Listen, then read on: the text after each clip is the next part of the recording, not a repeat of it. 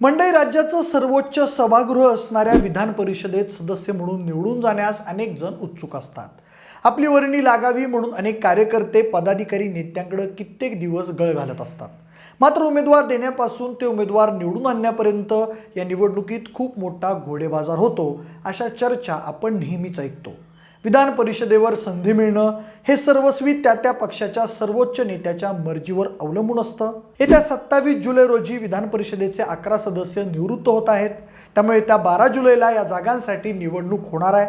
मुंबई आणि नाशिक या 2 शिक्षक मतदारसंघांची निवडणूक सुद्धा सध्या लागलेली आहे, तर दुसऱ्या बाजूला मुंबई आणि कोकण या पदवीधर मतदारसंघांची निवडणूक सुद्धा लागलेली आहे। एकूणच विधान परिषदेच्या निवडणुकीचं सध्याचं वातावरण एकदम गरम होत चाललेलं आहे। प्रत्येक पक्ष या निवडणुकीची जोरदार तयारी करताना दिसत आहे। आगामी विधानसभा निवडणुकीच्या दृष्टीने सुद्धा या निवडणुकीचं अत्यंत महत्त्व आहे। या निवडणुकीत बेरजेचं राजकारण करून विधानसभेचा आपला मनसुबा साध्य करण्याचा प्रयत्न प्रत्येक पक्ष करत आहे।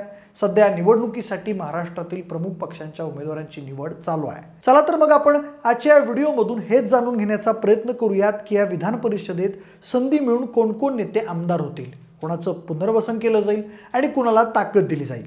नमस्कार, मी प्रथमेश आणि तुम्हाला तर माहिती आहे आपला विषयच भारी। मंडळी, लोकसभेनंतर आता विधानसभेकडे सर्वांचंच लक्ष लागलेलं आहे। विधिमंडळाच्या पावसाळी अधिवेशनाला 27 जून पासूनच सुरुवात झाली।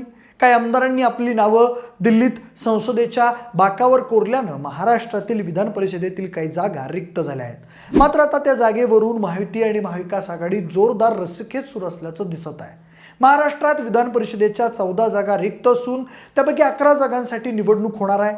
12 जुलै रोजी होणाऱ्या निवडणुकीच्या जागांसाठी महायुती आणि महाविकास आघाडीकडून काही नावांची चर्चा सुरू आहे। म्हणूनच ती नावं नेमकी कोणती आहेत हे आपण पाहूयात। सगळ्यात पहिलं तर आपण भाजपबद्दल बोलूयात। मंडळी, भाजपने 4 ते 5 जागांवर आपले उमेदवार देणार असल्याचं ठरवलं आहे। यात भाजपच्या नेत्या पंकजा मुंडे यांचं नाव असल्याचं समजतं आहे। तर बघा, लोकसभेसाठी पंकजा मुंडेंना बीडमधून उमेदवारी दिली होती, मात्र राष्ट्रवादी काँग्रेस शरदचंद्र पवार गटाच्या उमेदवारानं त्यांचा पराभव केल्यानं आता विधान परिषदेसाठी पंकजा मुंडेंना संधी मिळेल अशी सध्या चर्चा सुरू आहे। याआधी 4 ते 5 वेळा भाजपकडून पंकजा मुंडेंचं राजकीय पुनर्वसन होईल अशा चर्चा होत्या। 2020ला भाजपकडून राज्यसभेवर पंकजा मुंडेंचं नाव चर्चेत राहिलं, मात्र त्यांच्याऐवजी भागवत कराड, रामदास आठवले आणि उदयनराजे भोसले राज्यसभेवर गेले। नंतर 2020च्याच विधान परिषदेमध्ये पंकजा मुंडेंचं नाव चर्चेत राहिलं होतं, मात्र भाजपकडून रणजितसिंह मोहिते पाटील, गोपीचंद पडळकर, रमेश कराड आणि प्रवीण दटके यांना संधी मिळाली। त्यावेळी पंकजा मुंडेंच्या समर्थकांनी नाराजी आणि राजीनामा सत्रही सुरू केलं होतं। 2022मध्ये पंकजांचं नाव पुन्हा चर्चेत आलं, मात्र भाजपकडून उमा खापरे, श्रीकांत भारतीय, प्रवीण दरेकर, प्रसाद लाड आणि राम शिंदे यांना विधान परिषदेवर पाठवण्यात आलं।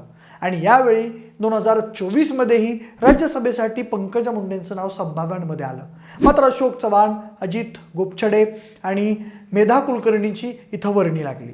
या सर्व वेळेस पंकजा मुंडेंचं नाव चर्चेत असूनही नंतर ते मागे पडलं। त्यामुळे यंदा काय होतंय ते पाहणं महत्त्वाचं असेल। आता एक चर्चा अशी आहे की पंकजा मुंडेंना विधान परिषदेवर घेऊन त्यांना कॅबिनेट मंत्रिपदाची शपथ देण्यात येईल, त्यामुळे त्यांना बळ मिळून भाजपला त्याचा फायदा येणाऱ्या विधानसभा निवडणुकीत होऊ शकतो। त्याचबरोबर जालना लोकसभा मतदारसंघातील भाजपचे उमेदवार रावसाहेब दानवे यांचा पराभव झाल्यानं त्यांना देखील पुन्हा एकदा संधी मिळण्याची शक्यता आहे। अजून काही नावांची भाजपकडून चर्चा आहे, ते नाव म्हणजे भाजप महिला प्रदेशाध्यक्ष चित्रा वाघ, भाजप नेते महादेव जानकर, हर्षवर्धन पाटील, परिणय फुके, सुधाकर कोवळे, योगेश टिळेकर, निलय नाईक, माधवी नाईक आणि विश्वास पाठक यांच्या नावाची चर्चा होत असल्याचं कळत आहे। भाजपकडून जी नावं पुढे येत आहेत त्यात मराठा, धनगर, ओबीसी या तिन्ही घटकातल्या नेत्यांना संधी देऊन आगामी विधानसभेचं गणित साधलं जाईल अशी चर्चा आहे। मंडळी, मुख्यमंत्री एकनाथ शिंदेंच्या शिवसेनेत महिला उमेदवारांच्या नावाची सध्या चर्चा असल्याचं समजतंय।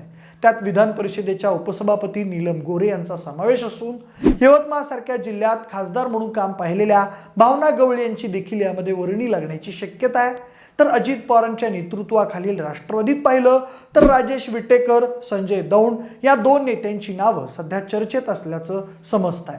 महायुतीतील नेत्यांच्या नावांनंतर महाविकास आघाडीतील शरद पवार गटाकडून शेकापचे जयंत पाटील, ठाकरे गटाकडून विनायक राऊत, मिलिंद नार्वेकर आणि वरुण सरदेसाई यांची नावं चर्चेत असल्याचं समजत आहे। तर काँग्रेसकडून नसीम खान, मुजफ्फर हुसैन, वजाहत मिर्झा, प्रज्ञा सातव, माणिकराव ठाकरे आणि संध्या सवालाखे यांच्या नावाची चर्चा आहे। पण आता मंडळी, महायुती आणि महाविकास आघाडीमधील ही नावं चर्चेत जरी असली तरी प्रत्यक्षात विधान परिषदेवर कोणाची वर्णी लागणार हे पाहणं महत्त्वाचं असेल। 12 जुलैला मतदान होणार असून त्याच दिवशी निकालाचं चित्र स्पष्ट होणार आहे।